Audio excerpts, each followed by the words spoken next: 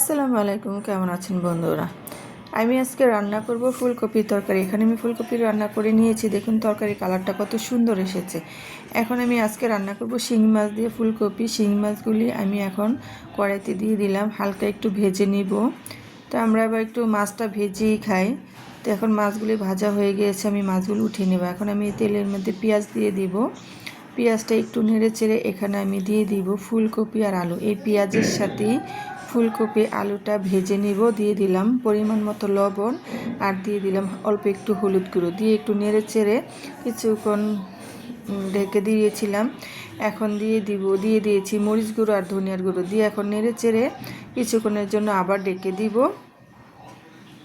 ঢেকে দিলাম। তো এখন খুলে আবার নেড়ে চেড়ে নিব। এখন আমি ঝোলের পানিটা দিয়ে দিব। আমার ফুলকপিগুলি ভাজা হয়ে গিয়েছে, এখন ঝোলের পানিটা পরিমাণ মতো দিয়ে দিয়েছি। এখন দিয়ে দিলাম শিং মাছগুলি। অফ ক্যামেরায় দেওয়া হয়েছে, আপনাদেরকে দেখানো হয় নাই। তো তরকারিটা হয়ে এসেছে। আমি এখন পাকা টমেটো আর কিছু কাঁচামরিচ দিয়ে দিলাম আর ধনিয়া পাতা দিয়ে দিলাম, দিয়ে এখন একটু ঢেকে জাল করে নিব। এই হচ্ছে আজকে আমার তরকারি। কেমন হলো, ভালো লাগলে লাইক কমেন্ট শেয়ার করে দিবেন। আল্লাহ হাফেজ।